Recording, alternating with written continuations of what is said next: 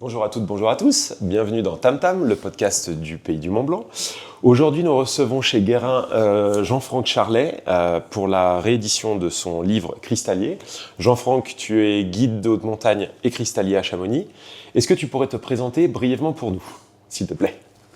Moi, je suis né à Argentières, d'une famille de guides de haute montagne, puisque je suis la 6e génération de père en fils de guides de la compagnie des guides de Chamonix. Mon fils, 12, c'est la 7e. Voilà, et donc j'ai toujours vécu dans ce milieu de haute montagne, de la vallée.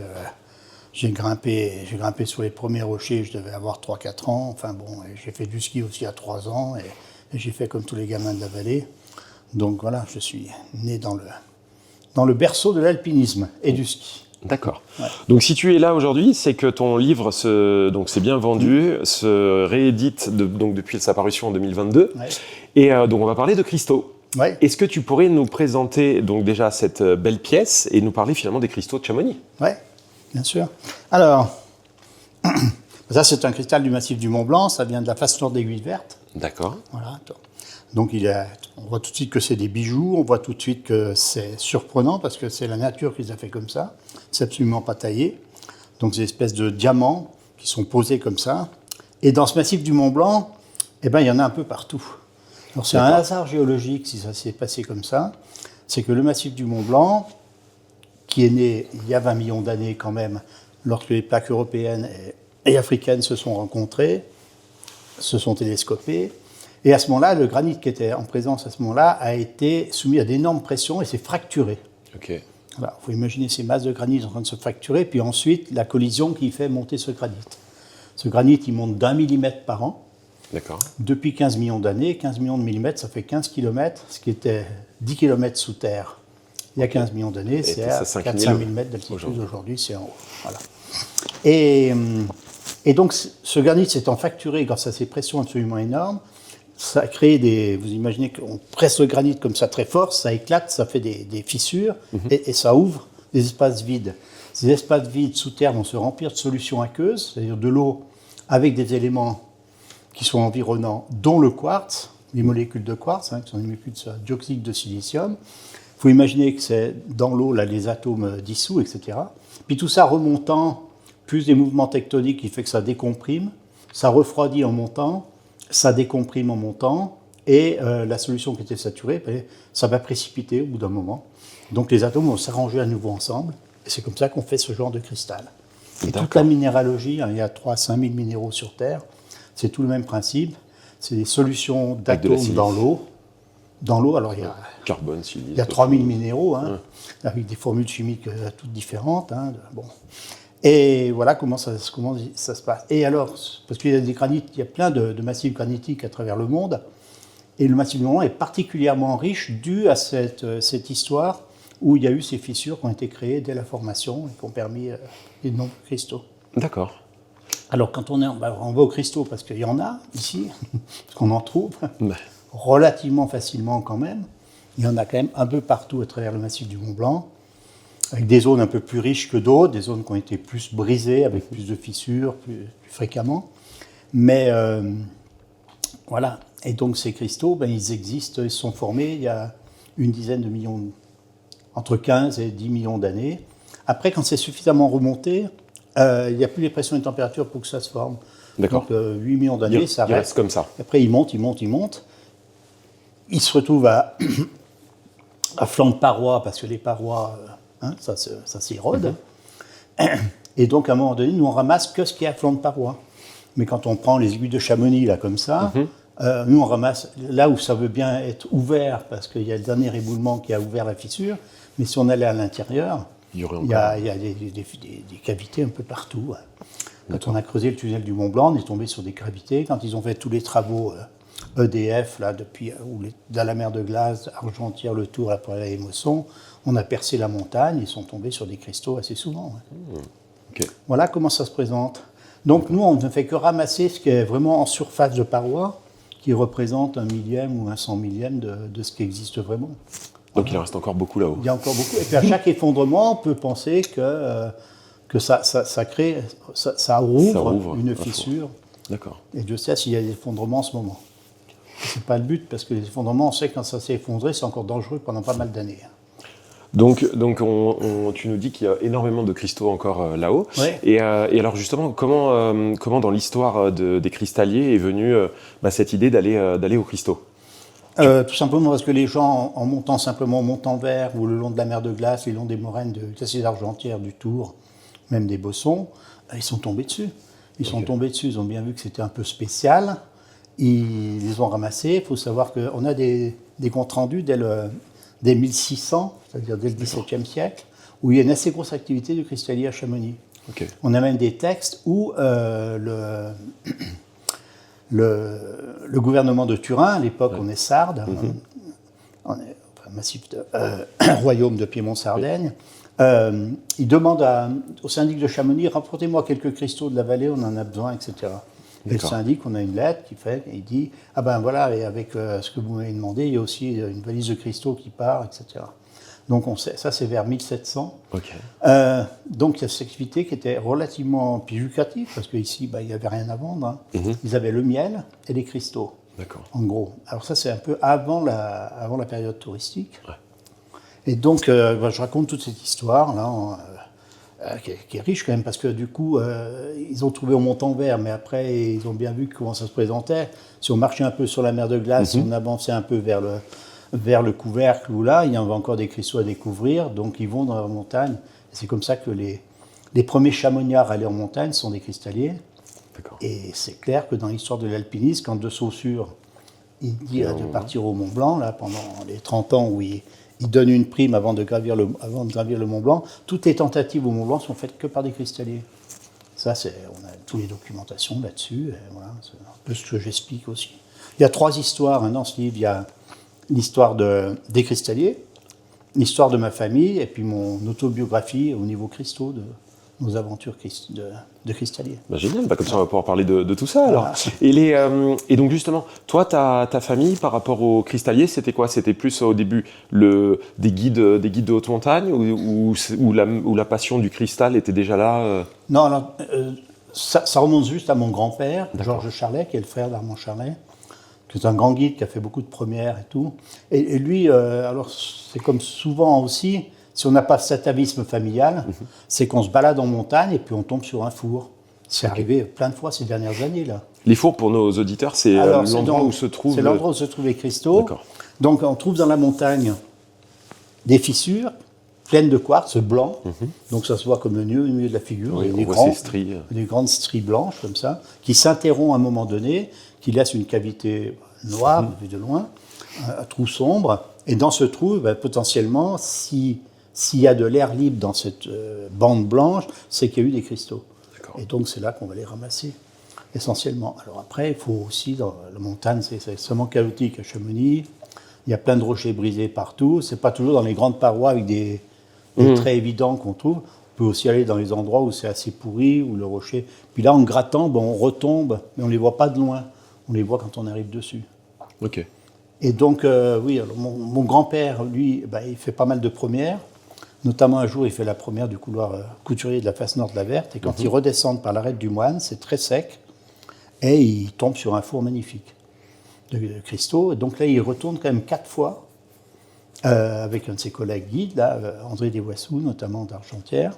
Et il ramène plein de cristaux. Et donc après, ça m'interroge. Et puis la passion naît. Parce que, je regardais, j'ai eu les documents de mon grand-père, où quand même, il ramène pour 10 fois plus de cristaux que ce qu'il est payé quand il fait la première de la Verte. D'accord. Donc, toi, c'est aujourd'hui une première à la Verte, c'est 3-4 000 euros. Il ramène pour 40 000. Enfin, toi, c'est quand même mettre du beurre dans les épinards. Oui, tout à fait. Donc, il a bien compris ça. Et puis, à l'occasion, il n'est jamais vraiment allé en montagne pour les cristaux, sauf il découvre, après il y retourne. Oui, après il y retourne parce qu'il a fait sa découverte. Mais il ne va pas fouiller la montagne, vraiment. D'accord. C'est pas comme quand on va aux champignons. Voilà. Et après, c'est la génération de mon père qui reprend le flambeau derrière et qui, lui va aller systématiquement. Il va prendre des journées l'automne pour fouiller la montagne et chercher des cristaux. D'accord. Avec notamment le père d'Éric Fournier. Ok. Voilà. Parce que nous, mon père fait d'abord équipe avec le père d'Éric Fournier, beaucoup. Parce que nous, on est trop petits, je ne peux pas aller avec mon père en montagne aussi. Voilà. Puis après j'irai avec mon père. Et puis Voilà. D'accord. Et alors justement, tu pourrais nous parler de cette structuration en équipe finalement de cristalliers. Ouais. Et apparemment, vous appelez les 4 Dalton. Oui, ça c'est une histoire. C'est une longue histoire qui est bien racontée, je pense, dans le livre.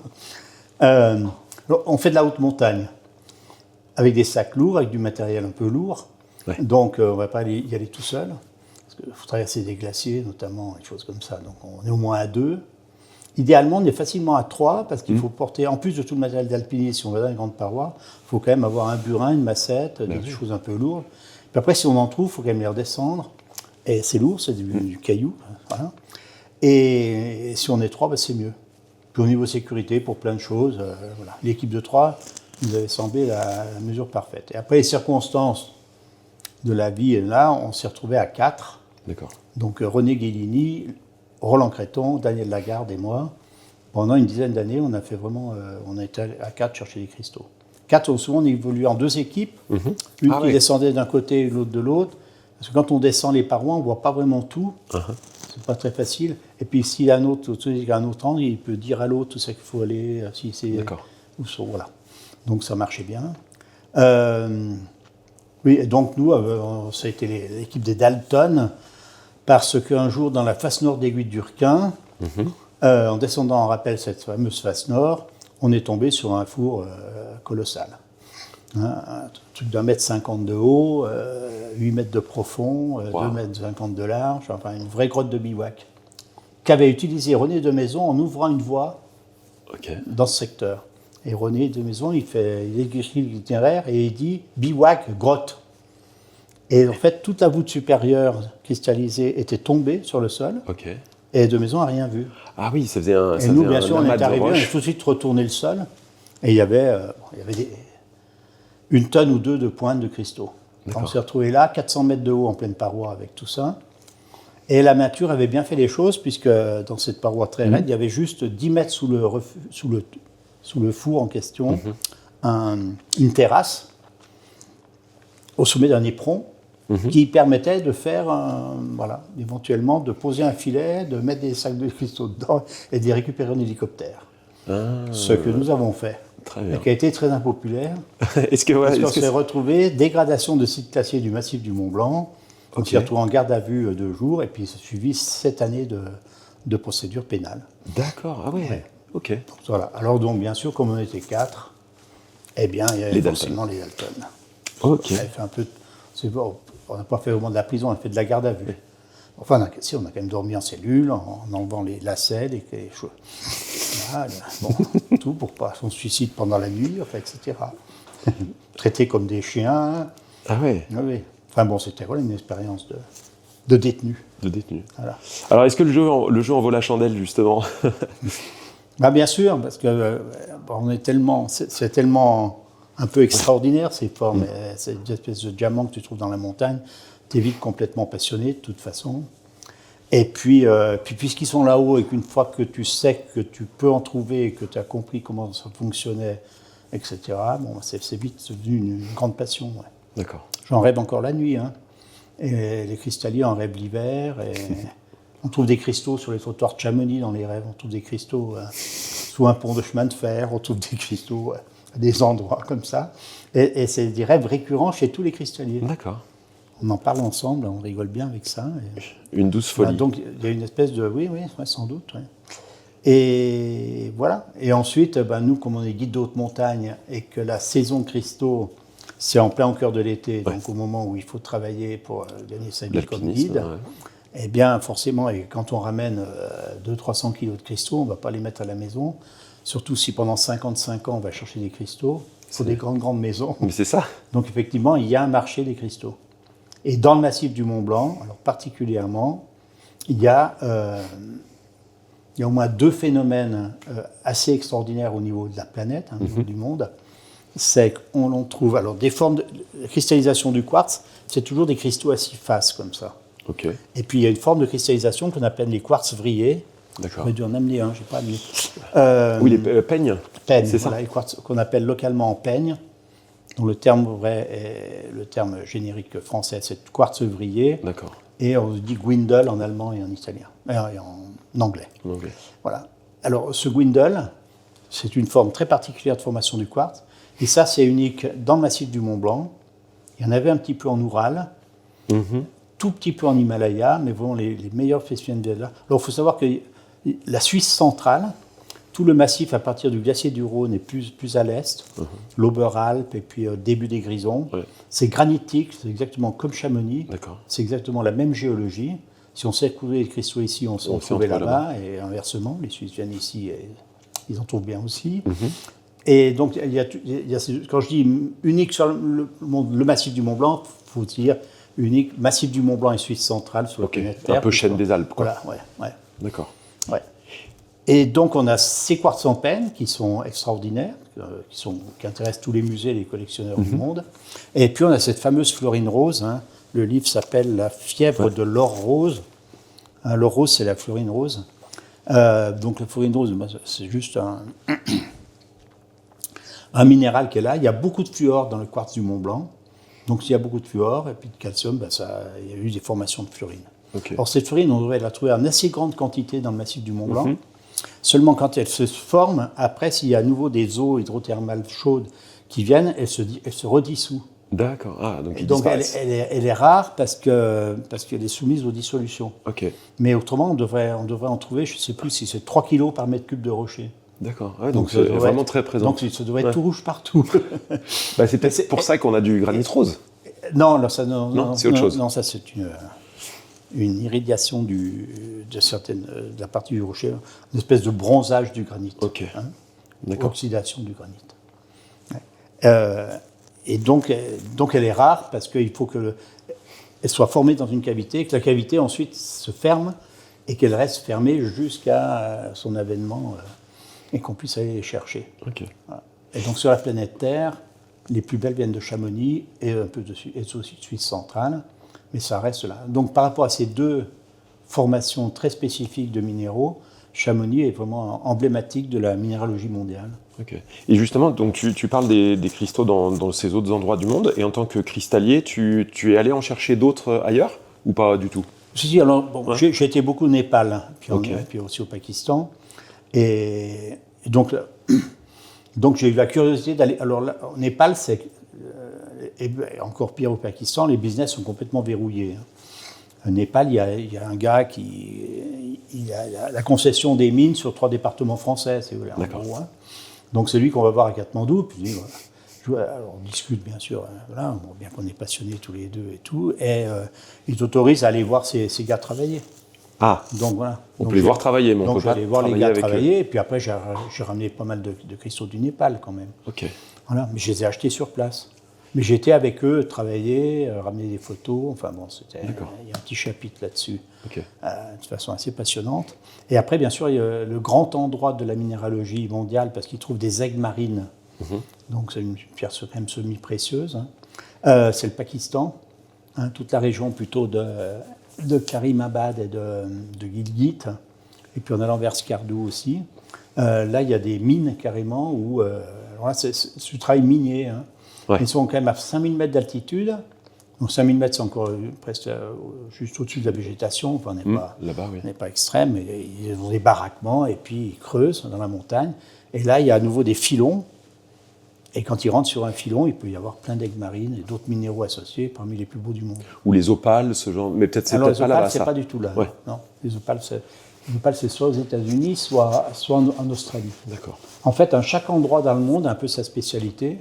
Parce que pour former des opales, il faut des conditions de pression, de température assez uniques. Alors, il y en a peut-être un peu partout sur Terre, mais dessous encore. Mais ce qui est visible et qu'on arrive à trouver, à les gratter, ça vient d'un endroit précis actuellement. D'accord. Et donc tu nous parlais justement de l'or rose, et au début de ton livre, tu parles aussi qu'en fait, il y avait de l'or à Chamonix. Alors il y a eu une belle histoire qu'on raconte là, de famille sur...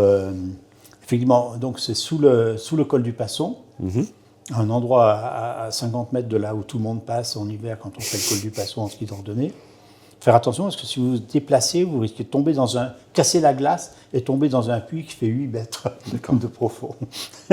Mais bon, donc ça c'est une histoire assez extraordinaire puisque c'est un radiesthésiste depuis Marseille en se concentrant sur une carte au 20 millième, carte Valo de l'époque, qui a dit à mon père et mon grand-père, vous allez au col du Passon, 50 mètres en aval du col, et fait la croix sur la carte au 20 millième, vous verrez, il y a un rocher vertical, au pied de ce rocher vertical, il y a un filon de quartz blanc, il y a de l'or dans ce filon. Alors bien sûr, ils ne l'ont pas cru tout de suite, puis l'automne, ils ont dit, ils avaient un moment, on va quand même aller voir, stupéfaction, il y avait bien le filon de quartz. Alors ils n'ont pas trouvé tout de suite l'or, mais ils sont là, et l'année suivante, là, ils ont commencé à prendre des choses au sérieux. Et mon grand-père, avec un des amis de ce radiesthésiste, le gars avec le pendule, avec son pendule, ils ont passé l'été là-haut, et à dynamiter à grand renfort, etc. Enfin, ils ont quand même fait une tranchée de 5-6 mètres dans la paroi comme ça, et un puits de 8 mètres de profond. D'accord. Et il était sorti quelques pépites. Quelques pépites, d'accord. On ne parle pas de kilos d'or. Non, on ne parle pas c'est pas monstre. C'est une dizaine de pépites grosses comme 3 têtes d'allumettes. Okay. Enfin, des trucs d'1 centimètre sur quelques millimètres. Enfin, oui, parce que j'en ai 2 à la maison, là. Voilà. Il y a de la, je lisais, il y a aussi du côté suisse, il y a un peu d'or. Mais il y en aura un peu partout. Ouais. Enfin, alors, le granit du Mont Blanc n'est pas favorable du tout à ça. C'est plutôt les roches métamorphiques à côté. Ouais. D'accord. Ouais. Ok. Et est-ce que tu pourrais nous parler justement de ce marché finalement des cristaux? Parce que tu évoquais les prix de belles pièces. C'est un marché dynamique, c'est pour que les spécialistes? Ah, c'est que des spécialistes, ouais.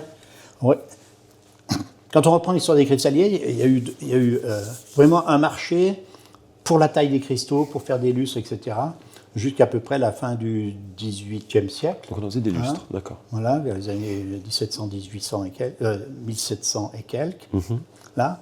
Et après, à ce moment-là, on découvre plein de cristaux, de Saussure en parle, dans les colonies, il dit, c'est-à-dire Madagascar et le Brésil, où on ramène des tonnes de cristaux, pas chers, sûrement, en quantité énorme, qu'on en trouve facilement. Du coup, le marché pour les cristalliers de Chamonix s'effondre complètement. Okay. Alors, Chamonix est aussi pour les Suisses de l'autre côté qui font le même genre d'activité. Et ça s'effondre complètement. Et la chance pour Chamonix, c'est que c'est l'avènement de l'ère touristique. Okay. Et donc, tout le monde veut ramener un cristal. Et donc, tout le monde veut ramener. On ramène des animaux empaillés, on amène des herbiers, enfin bon, ce qu'on peut trouver par là. Et puis surtout des cristaux. Ouais. Et donc, ça relance le marché, ça relance l'activité pendant un moment. Voilà. Après, les années 1900, 1950, il ne se passe pas grand-chose. Ça n'a pas l'air d'intéresser tellement de monde. Okay. Il y a eu 2 guerres entre-temps quand même, il y a eu des crises, bon, je sais pas, voilà. Et c'est les années 70 où tout d'un coup, il y a un hobby de la minéralogie qui se met en place. Il y a des clubs qui se mettent partout en place en France de minéralogie, il y a une fédération française de minéralogie. Et la première bourse donc en 66, à Chamonix est créé un club de minéralogie. Voilà, moi j'adhère d'ailleurs, j'ai 13 ans et j'y adhère tout de suite. Les premiers déjà à adhérer, déjà bien piqué. Et puis en 68, le club de minéralogie de Chamonix fait sa première bourse de minéralogie. Moi j'ai 15 ans, je suis avec Georges Bettenbourg qui a 2 ans de plus que moi, donc 17 ans. Et on passe la saison à chercher des cristaux. Et on est à la bourse de Chamonix et on en vend. Et là, il y a plein de gens qui commencent à acheter les cristaux et les collectionner. Il y a plein de collectionneurs. Et cette chose s'étend en Suisse, s'étend en Allemagne, en Italie, en Angleterre, enfin, dans les pays européens d'abord pendant pas mal de temps. Et puis les Américains s'y mettent. Et maintenant, les Japonais ensuite. Okay. Et puis maintenant, il semble que les Chinois sont à fond dedans. Voilà, donc alors, tout ça fait, alors c'est du caillou de collection, hein. Sans doute dans l'idée de spéculer un peu, en disant bon, si j'achète un caillou, c'est rare, c'est pas cher, celui-là n'est pas très cher, peut-être que dans 10 ans je le revends 10 fois plus, enfin bon, je ne sais pas. Mais autrement pour le plaisir de la beauté de l'objet, de la beauté de l'objet et collectionne. D'accord. Et donc il y a des milliers de collectionneurs en France, des dizaines de milliers en Europe. Des milliers aux États-Unis, au Japon, enfin dans les pays, voilà. Et alors du coup, comment est-ce que vous déterminez le prix de ces beaux cailloux? C'est l'offre et la demande. D'accord. Donc là, il y a... Non mais je sais pas. Oui. Tu peux nous dire, je sais pas, il y a de la perfection, un peu comme avec les diamants. Oui, non, complètement. Comment est-ce que vous... Alors, par exemple, celui-là, il est beau et rare. D'abord pour la forme du massif du Mont Blanc, c'est des cristaux plutôt fins et élancés. D'accord. Ça, c'était typique d'un four de la façon d'aiguille verte. Hein. C'est le four qu'on avait découvert en 1983 lors de l'accident de Georges Bettembourg. Ce jour-là, on était 4 en train de descendre la face nord de l'Aiguille Verte et il y a un énorme éboulement qui est parti 300 mètres au-dessus de nous, un pilier entier qui s'est effondré sur nous. D'accord. Et moi, j'ai été le seul rescapé, et les 2 autres sont morts et un autre grièvement blessé. Voilà, donc ça, voilà. Alors, donc j'ai une valeur sentimentale de ce caillou. Ouais. Mais il faut que les pointes soient absolument pas abîmées, soient impeccables, que ça brille, enfin, que ce soit évidemment un joyau, que ce soit pas terne, que ce soit pas un vulgaire caillou. Voilà. Et donc après c'est la rareté. Bon, un caillou comme ça, ça coûte 2000 €. D'accord. Et ça pèse à peu près? Et ça pèse, je sais pas, à peine 2 kilos. D'accord. 1000 € le kilo. 1000 € le kilo. C'est une truffe, c'est une truffe. La florine, ça peut être 20 ou 30 fois plus au kilo. Ok, ah oui. D'accord. Ah ouais. Et voilà, alors après, je ne sais pas si ce caillou, vous le mettez à 2000 et que vous voulez vraiment le vendre, et que vous faites 2-3 bourses et que ça n'intéresse personne, après, vous le mettez à 1000, si vous avez besoin de sous. Je sais pas, enfin bon, c'est comme ça. Ok. Bon, en gros, moi je suis capable d'estimer des cailloux, mais ça s'estime à presque à 50% près. Oui. Bon, un caillou comme ça, si on le met 10 000 €, il est très très cher. On ne vendra pas. D'accord. Si on le met 500 balles, c'est pas cher. C'est parlant entre les deux. Voilà. D'accord. Bon, ok. Et c'est l'offre et la demande. Voilà. Ça se fait tout seul. Et les plus belles pièces, ça peut monter jusqu'à... Alors, les plus belles pièces, donc c'est toujours pareil. Donc soit c'est quartz œuvrier, les quartz en peigne. Ah, c'est ceux-là ce sera les plus chers. Non, c'est la florine rose. D'accord. De loin. Mais les quartz en peigne, déjà, un caillou gros comme ça, une dizaine de centimètres, bien fait, ça peut valoir une dizaine de milliers d'euros, voire plus. Il ne faut pas que ce soit abîmé, que ce soit toujours pareil, bien, que ça brille, qu'il y ait une belle couleur, transparence, enfin bon, voilà. Et puis alors, la florine rose, là, on peut atteindre des prix extraordinaires. Ouais. D'accord. Ouais, c'est-à-dire 100 000 €. Ouais. Ok. Ouais. Et ce genre de pierre, on en trouve aussi au musée de Chamonix, au musée des cristaux, qui apparemment est... Il y a une vitrine complète là, consacrée à ça. Ouais. D'accord. Heureusement, ce musée a pu... on a quelques très belles pièces, nous aussi, là-bas, qui sont restées. Là. Que vous exposez, ceux de ta famille. Qui ont été achetés. Alors, quand le musée achète, on va dire que le principe général en France, quand on découvre un trésor, il y a la moitié qui est au découvreur et la moitié au propriétaire du terrain. D'accord. Donc on pourrait estimer que plus ou moins la commune a un droit de regard de la moitié. Donc quand ça se vend au musée, ça se vend à un tiers du prix, ou moitié, enfin bon, après c'est des discussions, savoir, mais c'est pas le prix du marché. Du coup l'intérêt quand même, c'est que mes cristaux qui sont au musée, je peux les voir tous les jours. Ils sont bien éclairés, ils sont chauffés. Là, c'est sympathique. D'accord. J'ai moitié de mon histoire qui est là-bas. Ok. Donc voilà, après c'est un choix. Parce qu'après, effectivement, quand ça part sur le marché, on ne sait pas où ça va. Alors j'essaye de suivre quand même les pièces majeures qu'on a trouvées et qu'on a été amené à vendre à un moment donné. J'essaye de les suivre, de savoir où elles sont. Ouais. D'accord. Voilà. Et c'est quoi alors justement tes pièces majeures? Tu peux nous en parler un peu plus? Les pièces majeures, c'est découvertes dans la face nord des droites au début des années 80, d'une cavité où il y a des pointes qui sont d'une dizaine, quinzaine de centimètres, et il y a 30 florines roses posées dessus. D'accord, waouh. Des choses comme ça. Okay. Après, on retrouve un autre endroit, toujours à peu près dans le même secteur, des quartz en peigne, mais recouverts un petit peu de florine rose. Donc ça, c'est tout à fait extraordinaire. D'accord. Et puis, voilà, c'est des choses comme ça. Ça tourne autour de la florine, ce qui est extraordinaire. C'est ça qui est vu qu'elle est plus rare dans le temps. D'accord. Et je m'étais renseigné justement pour les cristalliers du moine de Chamonix. Il faut signer une charte. Tu peux nous en parler un petit peu? Oui.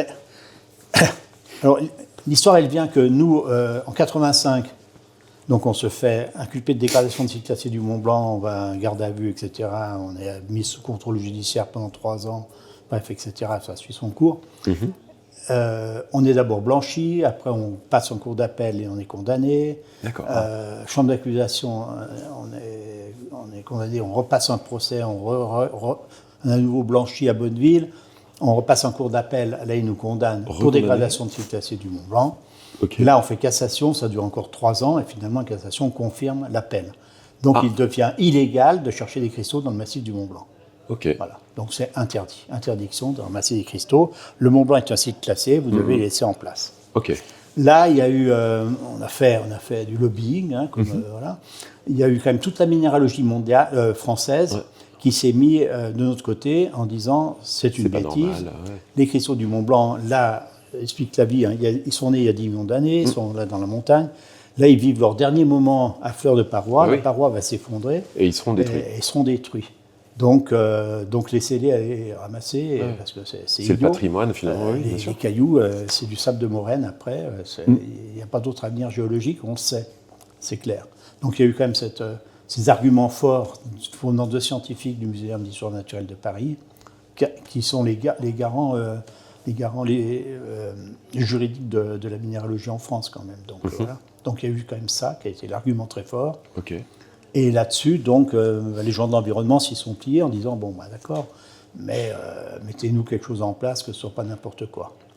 Donc là, on s'est mis autour de la table, les cristalliers, l'État, le ministère de l'Environnement, les écologistes de la FRAPNA, la Fédération rhodane de protection de la nature, et quelques autres concernés.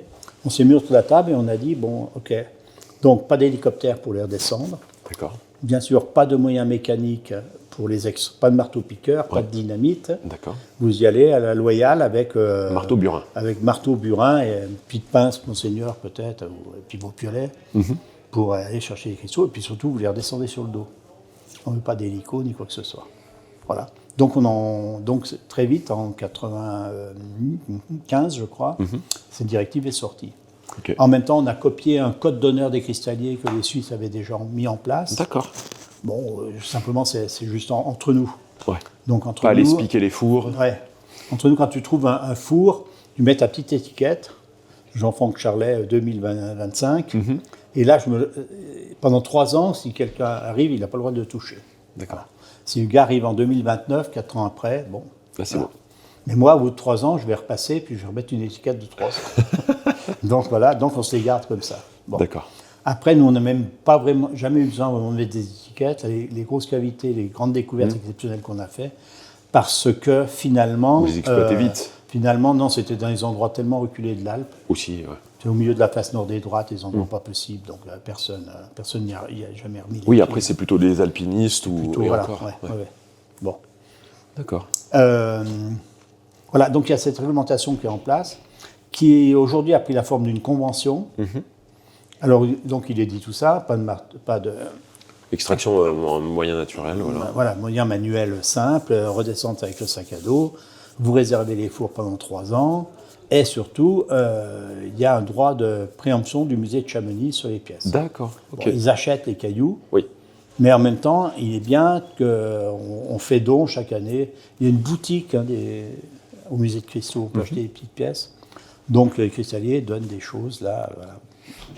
Et pour l'instant, il faut donner une partie. Si on vraiment fait une découverte exceptionnelle, on peut donner même des pièces, comme ça s'est passé dans le passé à plusieurs reprises. Hein. Ouais. Pour nous aussi, des pièces à 10 000 €, hein, des pièces qui... Mais c'est super pour le musée, cailloux, ça. Ouais. Et puis voilà, et après on nous laisse tranquille pour le reste, quoi. Donc voilà, pour l'instant on en est là. Le problème c'est le contrôle d'un tel dispositif. Bon, dynamite, ça en est sûr, parce que quand même massivement c'est bien fréquenté, ça s'entend. L'hélicoptère dans des endroits un peu incertains, bon, je pense que ça c'est bon, ça se pratique pas. Par contre, déclarer vraiment les plus belles trouvailles, etc., bon, peut-être que là il y a encore un peu de... Okay. Un peu de choses à faire, être un peu plus coercitif, peut-être, voilà, pour que les gens jouent le jeu. Et les jeunes générations de cristalliers avec le parapente, justement, ils essayent de les ramener en parapente? Alors, ouais, moi, c'est arrivé à... Mon fils en fait, là, Jonathan Doud, il fait du parapente. Donc, effectivement, ouais. Alors, je ne crois pas que le parapente soit un aéronef. C'est pas ouais. Non, mais bon. c'est plus vraiment à dos d'homme. Ouais, c'est plus vraiment à dos, ouais. Ouais, c'est jouable, effectivement. Alors, il faut trouver quand même l'endroit. Il faut quand même redescendre de la paroi. Ouais. L'endroit pour décoller. Il ne faut pas que ce soit au fond du glacier Argentière qui est tout plat. Il faut quand même que ce soit des endroits spécifiques. Hein. Bien sûr. Bon. Et, bien sûr. Ouais, et justement, là, quand on parle justement du bassin d'Argentière, on n'est pas loin de l'Italie qui est juste derrière. Ouais. En Italie, eux, ils ont à peu près les mêmes réglementations ou, Alors, pas du tout. C'est différent? Pas du tout. En Italie, tout est interdit. D'accord. Ah, carrément, même d'aller chercher. Vous allez dans le Val Veni, vous allez dans le Val Ferret, c'est marqué, il y a un panneau, interdiction absolue de ramasser les minéraux, etc. D'accord. C'est fait à l'italienne, du gouvernement d'Aoste. Seuls les cristalliers locaux qui ont adhéré à une association des cristalliers ont le droit d'aller prospecter à des buts scientifiques. Pas mercantiliste. Voilà. Voilà. Après, si on vous prend avec un sac de cristaux côté italien, là j'ai les textes à la maison, alors... Là, l'amende est salée. Là, l'amende est salée, c'est 20 €. Ah, c'est tout? Alors, c'est peut-être passé à 50 quand même. C'est 20 €, c'est il y a 20 ans. Bon, c'est peut-être passé à 50 €. Si vous utilisez l'hélicoptère, la dynamite et tout, ça peut monter à 2000 €. Voilà. Donc, ce sont des sommes qui ne sont pas extrêmement dissuasives. Pas très dissuasives. Alors, en revanche, côté Valais, c'est complètement libre. Même si vous voulez avoir recours à l'hélicoptère pour redescendre des cristaux, voire vous poser en montagne à un endroit où, je sais pas, vous pouvez sans doute le faire. Et en Valais, ils viennent de passer le métier de cristallier. Ils ont fait un musée des cristalliers, là en haut au-dessus de Brigue. Un musée des cristalliers. Ils ont déclaré l'activité de cristallier au patrimoine immatériel du Valais. Très bien. Donc là, on est complètement sur une autre, sur un autre chapitre. Voilà. Alors, c'est vrai qu'en Valais, c'est quand même très grand.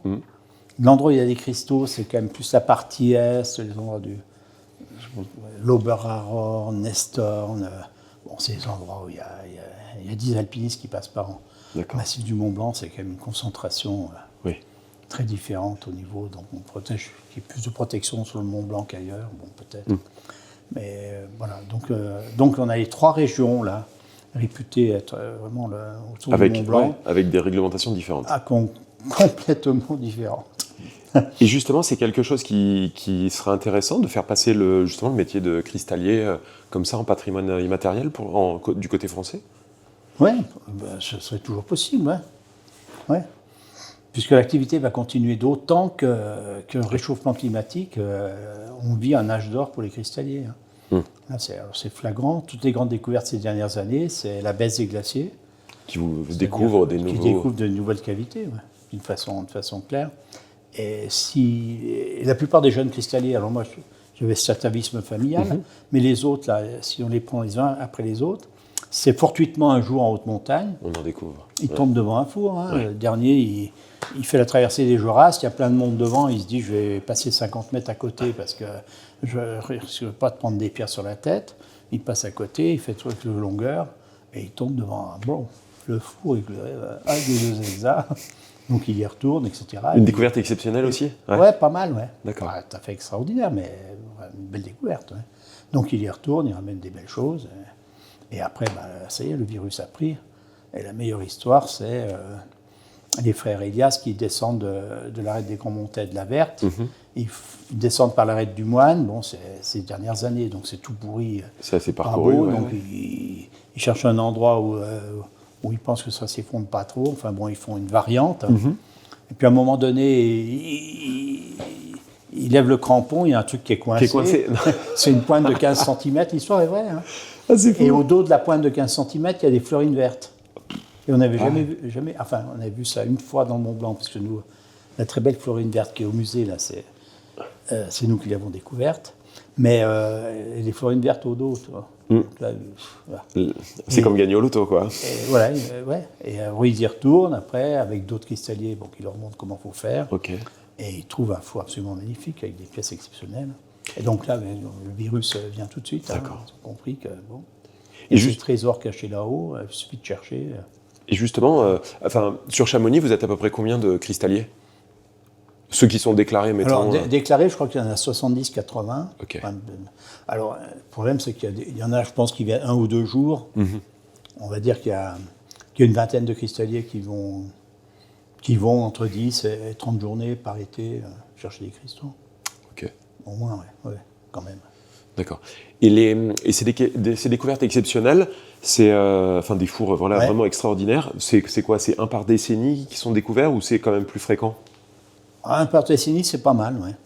D'accord. Un par décennie, c'est pas mal, mais ces dernières années, les décennies sont courtes. Ça arrive beaucoup plus vite. Ouais. Tous les 2-3 ans, il y a un peu une découverte exceptionnelle. Ouais. Ah, génial. Ok. Ouais.